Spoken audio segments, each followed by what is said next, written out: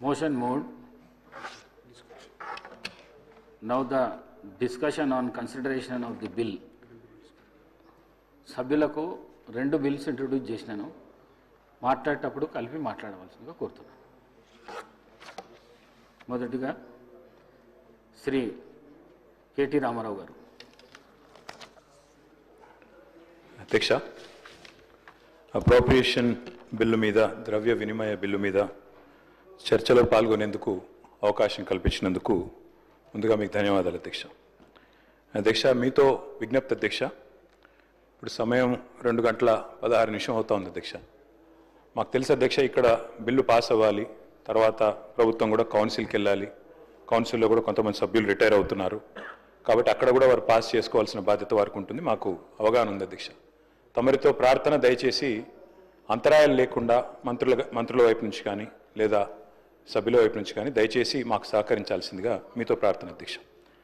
అధ్యక్ష, భారతదేశంలో రాష్ట్రాల ఏర్పాటు అనేది 1952 నుంచి 56 నుంచి కొనసాగుతూ వస్తుంది అధ్యక్ష.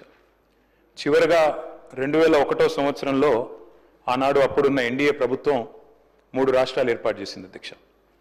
తర్వాత ఆ ఏర్పడ్డ 3 రాష్ట్రాలు, జార్ఖండ్ కానీ, ఛత్తీస్గఢ్ కానీ, ఉత్తరాఖండ్ కానీ, ఈ 3 కూడా ఈ 2.5 దశాబ్దాలలో ఇంకా కూడా బాలారిష్టాలు అధిగమించలేదు అధ్యక్ష. ఇంకా కూడా ఒక రకంగా చెప్పాలంటే they are going through teething pains. మొన్ననే సెక్రటేరియట్ కట్టుకున్నారు, మొన్ననే అసెంబ్లీ కట్టుకున్నారు, ఇంకా కూడా బాలారిష్టాల్లో ఉన్నారు అధ్యక్ష. కానీ ఏర్పడిన మొట్టమొదటి దశాబ్ద కాలంలోనే మెరుపు వేగంతో దూసుకొని పోయిన మన రాష్ట్రం తెలంగాణ అని చెప్పి గర్వంగా ఒక తెలంగాణ బిడ్డగా నేను చెప్తా ఉన్నాను అధ్యక్ష. అధ్యక్ష, we can proudly say, all of us, cutting across party lines, Telangana is the most successful startup state of independent India, sir.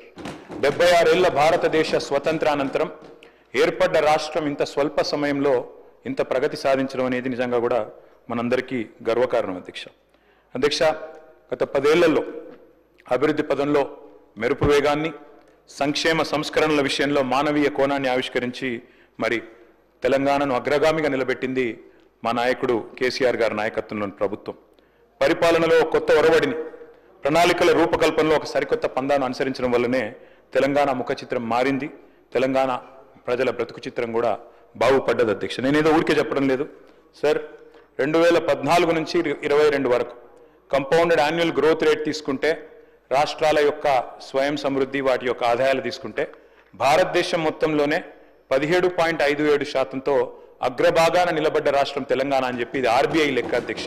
అది కూడా నేను తమరి ద్వారా గౌరవనీయులైన డిప్యూటీ సీఎం గారికి పంపిస్తాను అధ్యక్ష.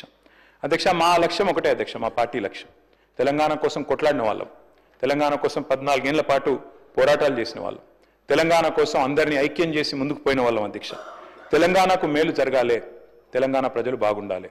అధికారంలో కాంగ్రెస్ ఉండొచ్చు, మేము ఉండొచ్చు, భవిష్యత్తులో ఇంకెవరైనా రావచ్చు, కానీ తెలంగాణ బాగుండాలన్నదే మా సంకల్పం తప్ప వేరేది కాదు అధ్యక్ష.